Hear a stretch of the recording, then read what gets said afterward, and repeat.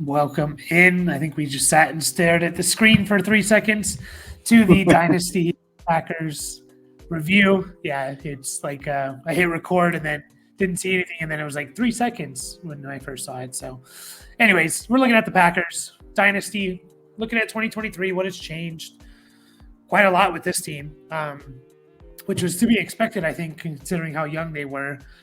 Super successful season. They went 9-8. It kind of snuck into the playoffs a little bit. Made it in that last week, and then made it all the way to the divisional round. Beat the Cowboys, like destroyed the Cowboys in the playoffs. So Brian, Packers 2023, and for dynasty purposes and beyond, exciting team.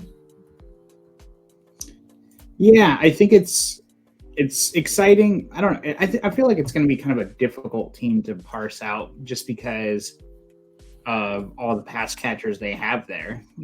Like you mentioned, everyone's young, so it's great for Love, but it's going to be hard to figure out who is going to have the big game. It's probably going to be pretty impossible, honestly. Like, you kind of just maybe start one as like your wide receiver 4, like your flex or something like that, and just kind of hope it's them that week. Yeah, definitely. It was. It's good for Love, though. I mean, if it's good for anyone, it's good for Love. So, but yeah, we'll get into all that in just a second. Like I said, Packers went 9-8. Obviously, LaFleur is going to be there as their head coach. He did a really good job this year. Their first year without Aaron Rodgers. It was bumpy there for a bit, but it was really good down the stretch, especially. They have 11 draft picks, which is a lot, including 4 in the top 100. So they have,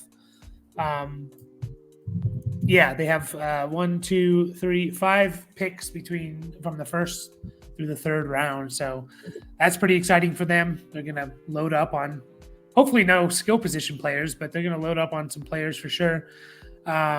Free agents, the big one to talk about is AJ Dillon. Is like the only significant guy really that is a free agent. So I guess we'll just jump in with the quarterback position. There's really only one quarterback that matters for the Packers. That is Jordan Love. And yeah, he was pretty good this year. He started off the year hot. He had 4 straight games, almost 4 straight 20-point games in 4 points, I believe, which is really, really good. And then from weeks like 5 to 10, he just didn't look that good. Low completion percentage. His first 4 weeks, it was very touchdown heavy. I think he had like 8 touchdowns or something in the first 4 weeks. And then his completion percentage kind of sucked for about 5-6 weeks there. And then from about week 10 on, they kind of turned it on. They had a down game or 2 in there, but was really good. Had 1, 2, 3, 4, 5 games over 20 points, including 2 over 25. So Jordan Love is currently listed as the QB9, above guys like Kyler Murray, Trevor Lawrence, Brock Purdy. Is that fair for him? Is that because of his age? I mean, he's older than like Trevor Lawrence and Purdy, but is QB9 a fair spot for him right now? Yeah, I think so. I think the only reason, like, Richardson's right above him, but they have a pretty similar value, which obviously Richardson has that huge rushing ceiling. And so, I mean, that makes sense. I agree with him above Kyler and, Lawrence and Purdy, just because I really feel like it was Jordan Love helping them to win the games. Obviously, like, all the other, like, he just made all the dudes around him, like, he used them to their full potential, kind of similar to Purdy in that sense. So I think they're kind of comparable, but the difference is Purdy has a team full of studs, like known studs, and Love had a bunch of unknown, first and second year guys. And so it doesn't mean they're not going to be that, but it's just a little bit different of a lens. Kyler, injury concerns kind of with him, with his style of play, but we've obviously seen Kyler be good for multiple years. It's just, can he stay healthy? And Lawrence, we just haven't seen him really put together a full year. Nowhere close, I feel like, to what Love's done in his first full year of starting. So I think that's totally fair. Yeah. Yeah, I'd probably still take like a guy like Kyler over Love just because I like the rushing quarterbacks more, and especially if Kyler's going to get Marvin Harrison Jr. So like, I'd make that trade, especially if I can get something a little bit on top with Jordan Love. I can get Kyler plus for Jordan Love, and same thing with guys like Lawrence Purdy. But it's fair. It's fair where he's at. Yeah, he was really good. 32 touchdowns. I think that was second most in the NFL, behind Dak. I think it was, yeah, over 4,000 yards. We saw him a couple games where he ran the ball decently well. Like we had 39 yards, 37, 21, 34. That was in like that was almost in 5 straight weeks. 4 or 5 weeks he had over 20 or 30 rushing yards, a couple of touchdowns. So, he can do that. So, would it be surprising if he had a season where he had 350 or 400 rushing yards? I don't think so.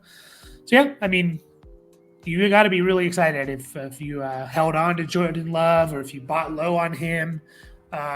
It's just another good example. And it's kind of why I say, throw a 4th round pick, a late 3rd at Trey Lance. I just think these guys drafted in the 1st round of the NFL, like they're going to get their shot at some point.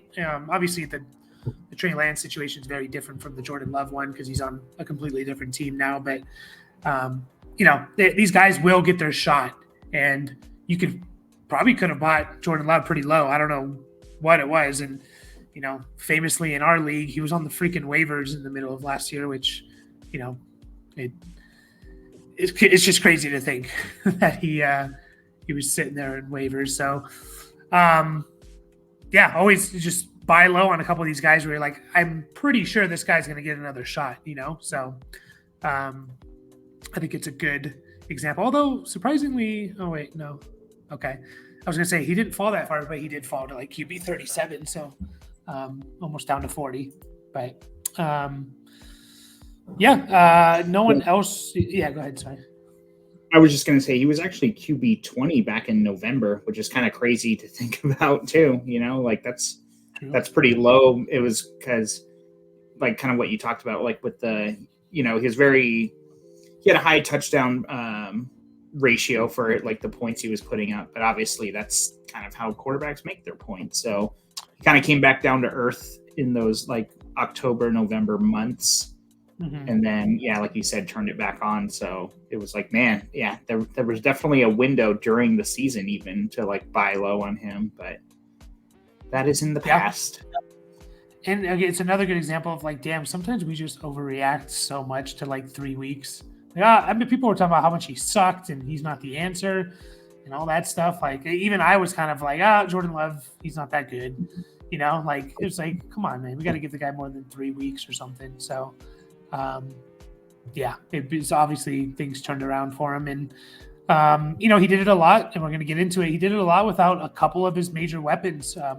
So into the running back room, Aaron Jones is the main guy to talk about. He missed a lot of this season, but he looked really good to kind of end the year.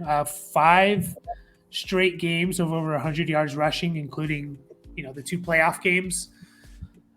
He was still a couple games there where he had 3-5 catches. So he looked awesome to kind of once he came back from his injury essentially in mid-December. So he's going to be on this team again. I think their cap hit, like their dead cap is too much. Like it's over 12 million. So it's like, might as well just keep him. So is he a sneaky, like, I'm going to, like, to me, he's one of the few running backs where I'm like, I kind of think I know what to expect from him in 2024. And I wouldn't be surprised if he's a top 12, 15 running back next year. So are you looking to kind of buy Aaron Jones at this point, who is RB 31 according to Keep Trade Cut? Yeah, I think that's a little low. Well, I mean, obviously it's the age, right? Like we saw him, like you said, we saw him look really good for his first game. And plus, like he had that awesome stretch at the end. Like, he was just doing Aaron Jones type things, So yeah, like I think even if he went somewhere else, I think he has a good chance to be, to be on the better end of the 60-40 split on another team if he did go somewhere. But yeah, if he stays on the Packers, like awesome. Like he's never really been like the workhorse guy necessarily, but he doesn't really need to be. He's very involved in the passing game. So yeah, I think it's kind of funny that he's that low. Like it's kind of crazy that like Nick Chubb is so much higher than him. I guess their value is actually pretty similar, but he's kind of down there with the older, good veterans kind of thing, So I guess it kind of makes sense. Yeah, he's around Mixon and Connor and Henry and stuff, and it's like the Nick Chubb one though. I don't quite understand. Like I would definitely rather have Aaron Jones. Like they're only a year apart in age, and Nick Chubb obviously coming back from that huge injury. So yeah, I think he's a good enough buy. Or someone like Roshan is ahead of him. It's like I'll take Aaron Jones. Heartbeat over Roshan, Zamir White, Jerome Ford are valued around him. So, he's definitely going to be on the Packers. I don't see him again, like unless they trade him, but it just doesn't make sense. Obviously this team's like ready to compete and it doesn't make sense for them to cut him because it would be 12 million in dead cap. So, might as well just be on the team and hopefully play well. So, he's definitely a guy, like, if I can sneak him on my roster because someone, is either rebuilding or doesn't value him quite that highly, I would definitely get him. A.J. Dillon is a free agent. Like we said, never been an A.J. I was an A.J. Dillon fan, like, when I thought he was actually pretty good. But then, again, like, he just hasn't shown anything in his career to show that, like, even when he got his chance, he never did anything with it. So he has one game of over 100 yards rushing, and several games with over 15, 20 carries, So he's a needs volume and needs to score a touchdown type of player, like he needs both those things. And I don't know, like it depends where he goes. Maybe what are you doing with him at this point? Like, I feel like I don't even know where he's ranked. Okay, RB 50. Like, do you personally want to buy that, or do you want to that's basically a 2024 late third round pick. What are you taking? AJ Dillon or a late third this year? I think it's kind of like, I think most rookie drafts are going to take place after the NFL draft. And so we should know what his situation is before that, I would think. Like where he's going or something like that.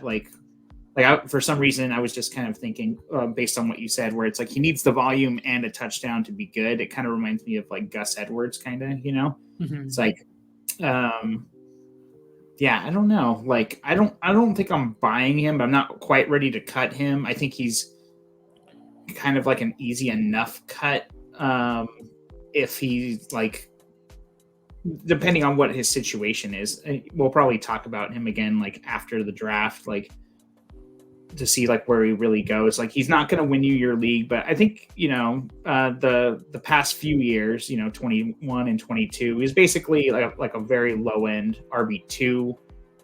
And, he obviously had like a bad year, but I wouldn't necessarily say like super touchdown dependent, maybe for that week, I guess. Like I think that's kind of what you're saying, like because 800 yards and 5 touchdowns isn't really helping you very much in general. But yeah, like he can catch the ball a little bit. He's not really asked to a lot, because they've had Aaron Jones, and I feel like the Packers had a few down years there before this one. So yeah, it kind of makes sense. He is still relatively young.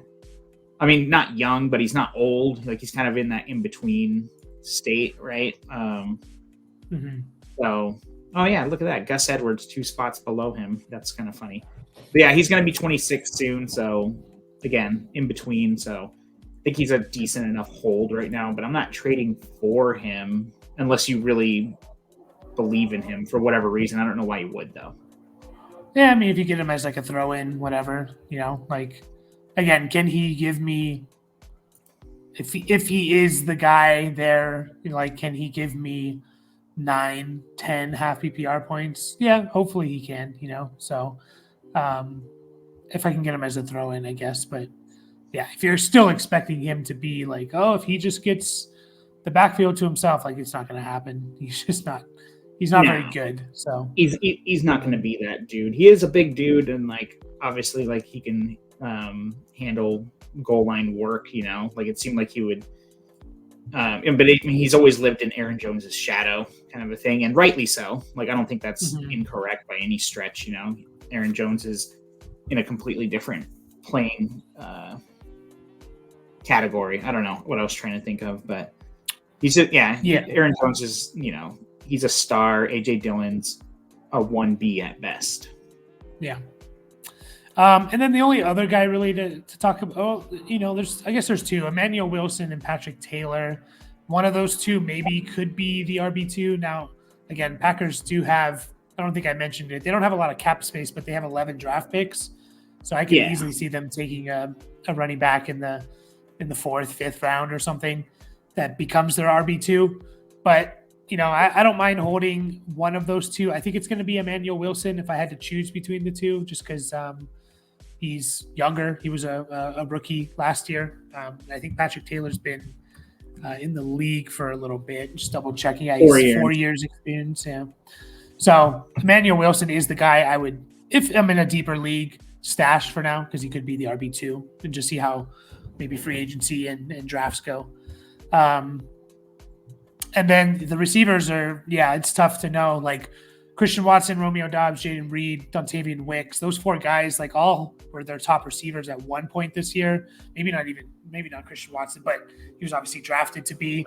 If you had to choose one of those guys to have, it comes down to who do you want between Christian Watson and Jaden Reed if you had to choose one of those two? Yeah, I mean, at cost, especially because you have to associate that. Like, I think Watson's the better buy. Jaden Reed wasn't especially productive when Watson was there. Not that Watson was necessarily lighting it up himself. He's obviously had injury concerns, basically. Like he even had them in college, I believe, right? Or not concerns, but injury issues. Seems like his hamstring is always like, I don't know what the hell's happening with that thing. Watson is who I'm talking about. I don't know if I made that clear. But yeah, they're both still young. Like, Watson's a size speed freak. He's 6 spots lower. Like he's basically like a middling wide receiver 3, whereas Jaden Reed's ranked, at 25, and it's kind of like the new hotness kind of a thing. I don't think you necessarily want to trust either one unless you're starting them as like a flex play. But yeah, I think it's gonna be hard to know which one to start any given week. Like we probably need ideally a full year of all 4 of these guys playing together to really figure out the pecking order. And it might just not be, the Packers obviously have changed their identity quite a bit with Aaron Rodgers gone, Devontae Adams gone and stuff. Like there is no Devontae Adams as far as we know right now, as far as like it's this guy who's going to get, 30% target share, and then the rest is kind of like spread around with the running back very involved as well. So yeah, it's Watson for me. Yeah, and in a vacuum, I'd take Jaden Reed with value. Maybe it's Watson. I would definitely think about selling Jaden Reed. I just don't know, unless you're in like a deeper league. If you're in like a standard 12-team, start 9 or 10 or even 8, I don't know how much of a difference maker Jaden Reed's going to be, considering all the options on this team. So, like they're valuing him as like a late first in this draft, and like I'll happily take that first round pick for him. Or even a guy like a Deebo Samuel for him and stuff, who's ranked right before or after him. I don't know, but they're basically the same value. I think he's right after him. But so, I easily take a guy like Deebo Samuel, even if it's just a year or two of Deebo potentially being a true difference maker. So, yeah, Watson, if you want to buy low on him, go for it. I was never a big Christian Watson fan. Just didn't like the profile as much coming out of college. So hasn't really shown out, but also he's just been injured. So he does bring something to this offense that not a no one else can bring, his explosiveness and down the field play. So, but I like Jaden Reed, like the fact that they give him carries and stuff as well. Like they call him like the mini Debo and Debo light, whatever you want to call him. So, although he's not really built like Debo, so I'm a little confused about that. He's like 187 pounds, I think. I think Debo's like 220 or 230 or something. No, 215. But probably anyways. just because he's a wide receiver that they used out of the backfield a bit, Yeah. not even a lot, but like it's like, okay, I guess. Yeah. I mean, they were, and then he got injured, so I think they kind of went away from it. But the middle of the season there, 3, 2, 4 carries, even if you just get two carries a game, that's pretty significant. I think it's more significant than we kind of give credit for, I believe. So a lot of times when you hand the ball off to a receiver, they're getting 8, 9, 10 yards a carry, so even if you get 35 carries in a season, that's like 300 yards, Well, they shouldn't call him Debo light. They should just call him 2020 Robert Woods then or something, like yeah, right. Yeah. Debo's different. Yeah, and then Romeo Doubs is still there, who like he flashed. He was like the most underappreciated wide receiver 3 all year long. Like he was under 40%, 50% for sure. Roster percentage. Like he was always on the waiver wire shows that people would do because he's always under that 50%, and he finishes essentially a wide receiver 3. He played all year and he flashed at times. Like he had some good games, 1, 2, I'd say 3, 4 good games, a few more solid games. I don't know. Like he's definitely not up there with Watson and Jaden Reed, but like what are you doing with him at this point? It's like, I feel like you're not going to get, like, what are people going to trade you for him in terms of picks or something? Like, are they even going to give you like an early 3rd? I don't even think they would do that. No, probably not. I'm trying to see what is.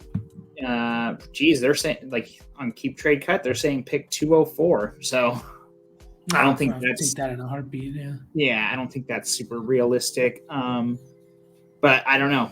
It's hard to know. You got to find that person who thinks he is the dude. I remember it seemed like I'm looking at his game log. It's kind of hard for me to imagine it, but I feel like he started off a little bit hotter than he did. I don't know. Like he's getting a lot of touchdowns. Yeah. I just feel like, 6 weeks or something. Yeah, maybe that's what it was. Cause I remember I think he was like a low end wide receiver 2, like a decent chunk through the season. So maybe it's through week 8 because he already had 5 touchdowns at that point. So I don't know. I'm not exactly sure. But yeah, I don't know. He seems very volume dependent, more touchdown dependent than anything, right? He can have big games, but like you said, not exactly like the other 2 can. It's a crowded room. So yeah, I would take basically any 3rd round pick I can get for him. I think like just kind of move off of it, and because you'll never know when to start him, like I guess applying flex during bye weeks, but I don't know. I don't think that's really worth the roster spot if you can get a younger potential player in a better situation. Yeah, no, he's borderline roster clogger for that reason. So especially again in deeper leagues, he's probably worth it. But I just any type of lineup, again, 12 team starting 8, 9, 10, like he's just not going to be worth it.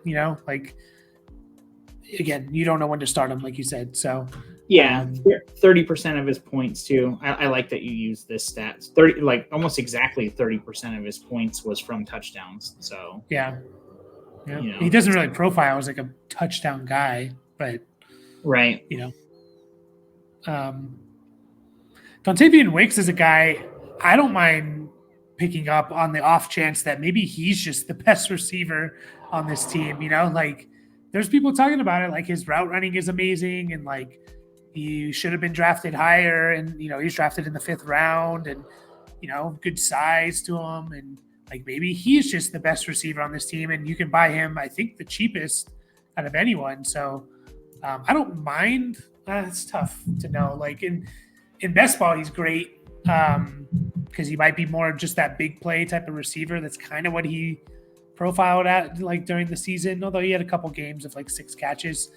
I don't know. Like I don't mind throwing like a late third at him and seeing if he's by off chance just the best receiver on this team. But I understand people not wanting to do that. It says he's worth a 2024 late second. I don't think I would do that.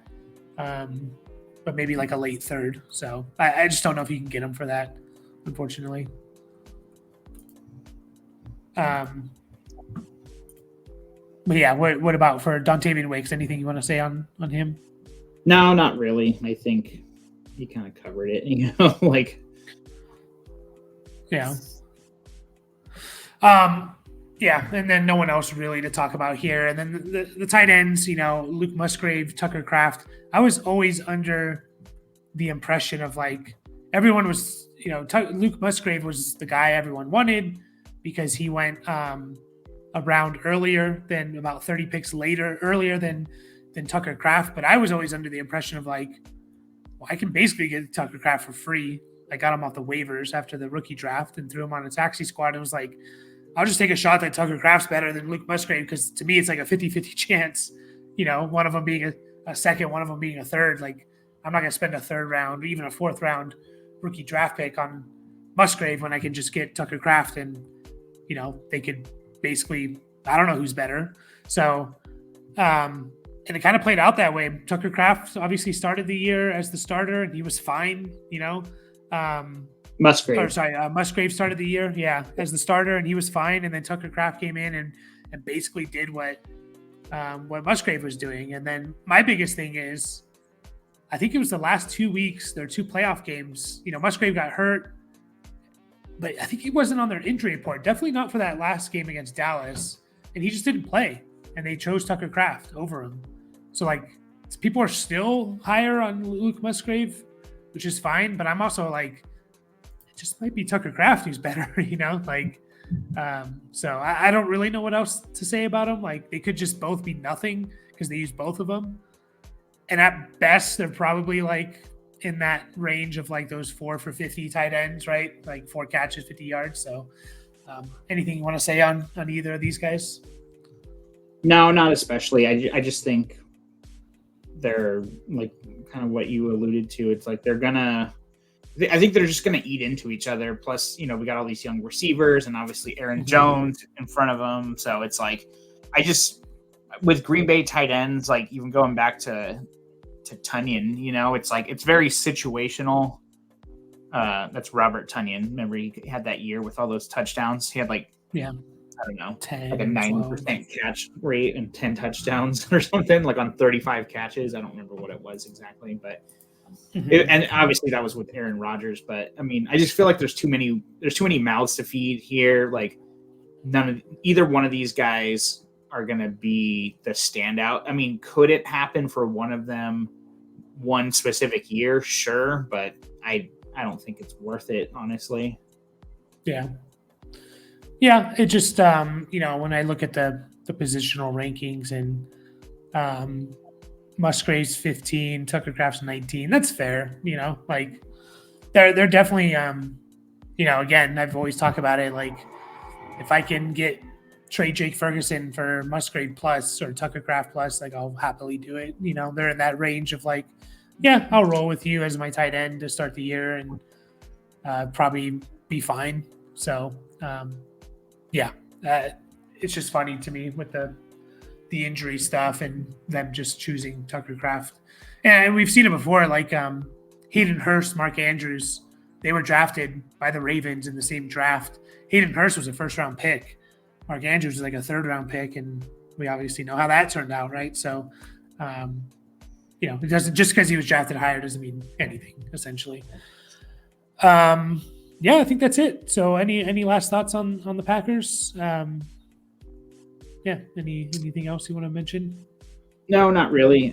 Anders Carlson, their kicker. Daniel Carlson's brother. Like, He might be without a job. I don't know, because he kind of missed a bunch of kicks there. But I think he was a rookie. Yeah, he was a rookie last year. So yeah, he was. I don't know. For whatever reason, rookie kickers. I guess I kind of understand it, but they just don't do well most of the time. Like true rookie kickers coming out of college. It could be the hash marks are wider in college than the NFL. That could be part of it, but yeah, I don't know. So that's it for the Packers. It'll be fun to see again. This is a young team, 11 draft picks. It's gonna be really fun to see how this team develops. And we will be back with the other Bay team, the Tampa Bay Buccaneers. The As always, Bay.